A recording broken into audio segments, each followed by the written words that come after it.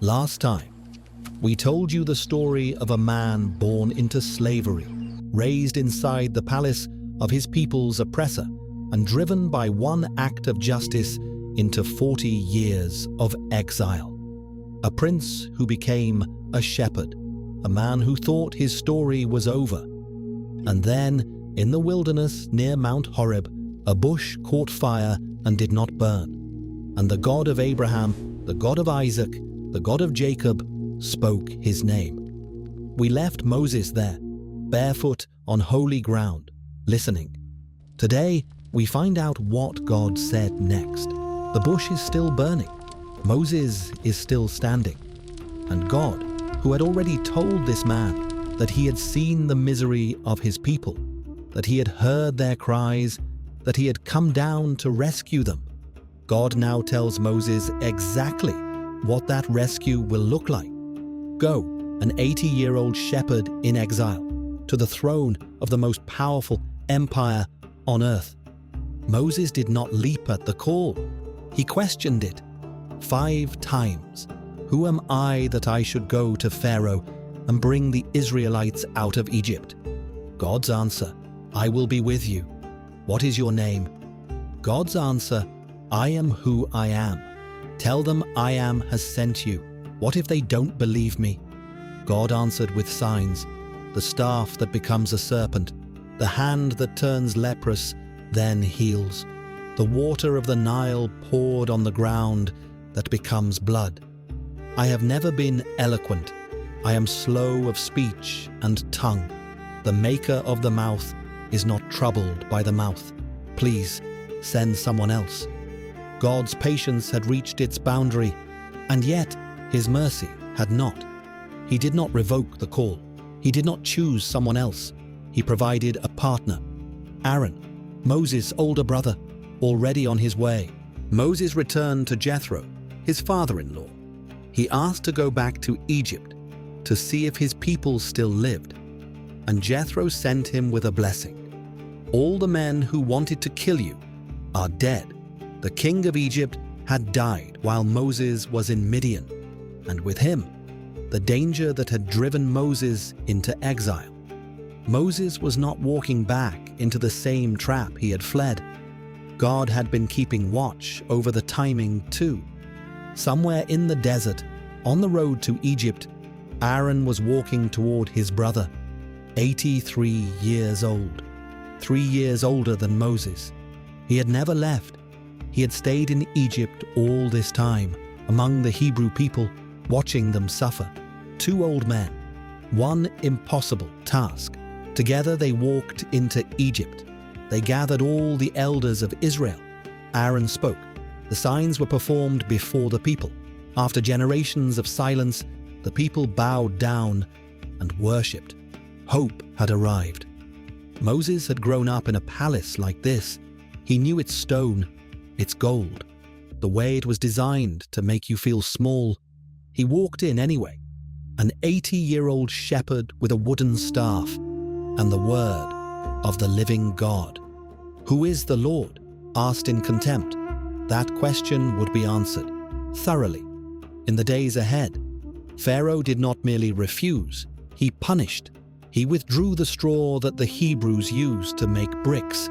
They would now gather it themselves and still meet the same daily quota. The Hebrew foreman went to Pharaoh. He dismissed them. They came out and found Moses and Aaron waiting and turned on them in fury. This is what the beginning of liberation looks like. Not triumph, not celebration.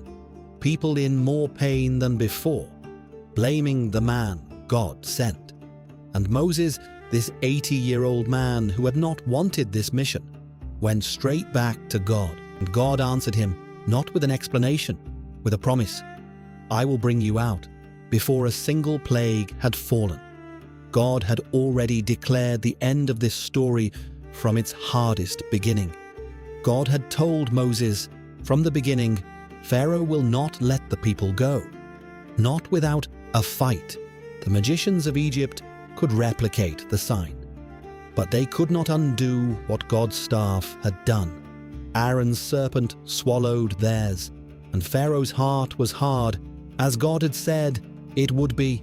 The Nile was the heartbeat of Egypt, the source of its food, its trade, its worship. Egypt's gods were tied to it. Moses struck the water, and the river ran red. 7 days. Pharaoh's heart remained hard. Frogs, swarming from the Nile into every house, every bedroom, every oven, a kneading trough across the land. Then gnats. The magicians tried to replicate this plague and could not. And for the first time, they said something that had never been said in the court of Pharaoh. This is the finger of God. Then flies.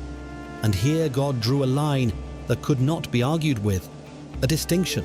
With each plague, God separated his people from Egypt, not by ethnicity, by covenant. A severe plague struck the livestock of Egypt, then boils, festering sores on every person and animal in Egypt. The magicians who had stood before Pharaoh through every plague before could not even stand.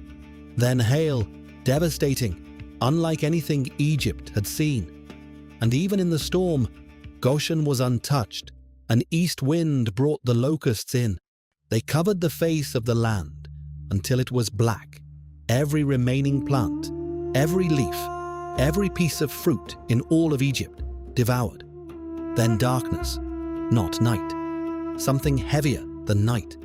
3 days of a darkness you could feel, while Israel had light in their homes. 9 plagues, 9 opportunities to let the people go. 9 hardened refusals. 1 more plague.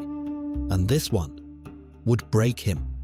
Before the final act of judgment, God gave his people a gift, a ceremony, the Passover. Blood on the doorframe, a mark of belonging, a sign of mercy. When I see the blood, I will pass over you. Not a house without someone dead. This is the weight of a hardened heart. This is what it costs a nation when the one in power refuses again and again to let the suffering go free. And among the Hebrews, not one was lost, 10 plagues. And the 10th broke him. In the middle of the night, Pharaoh summoned Moses and Aaron. From the man who had enslaved them for generations, even in his breaking, Pharaoh understood that something divine had passed through Egypt that night. They left with silver, with gold, with clothing. They left as free people for the first time in 430 years, and God had kept count of every single one.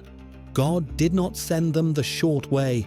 The coastal road through Philistine territory was closer, but God chose the longer road, and he did not leave them to navigate it alone.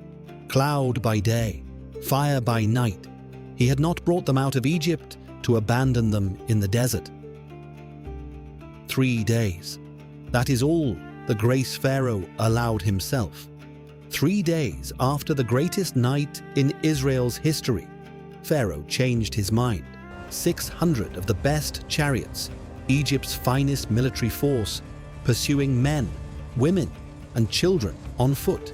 In the desert, the Israelites looked up and saw the dust rising from the Egyptian army bearing down behind them.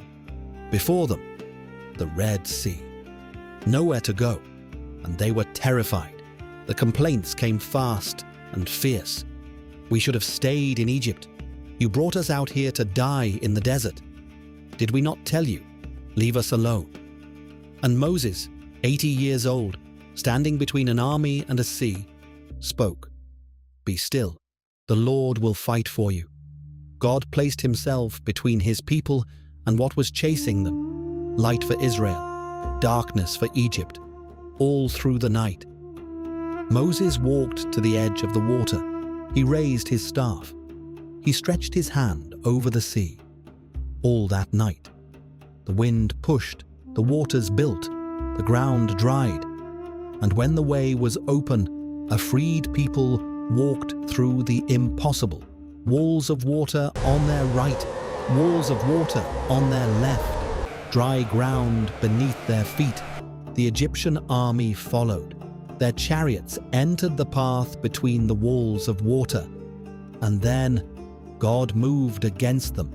Even Egypt's soldiers knew, the greatest military force on earth understood in those final moments exactly what they were facing. Not Moses, not a slave rebellion, the Lord. Israel reached the other side.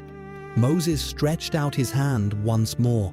Not one of them survived. The sea that had parted to make a way for the freed returned to swallow the force that had enslaved them. They feared the Lord. They trusted him, standing on the far shore, alive, free, the sea behind them still, and on the other shore, for the first time in 430 years, Israel sang. And then Miriam, Moses' sister, who had once stood at the edge of the Nile as a young girl, watching a basket carrying her baby brother float among the reeds. She took up her tambourine and she led the women.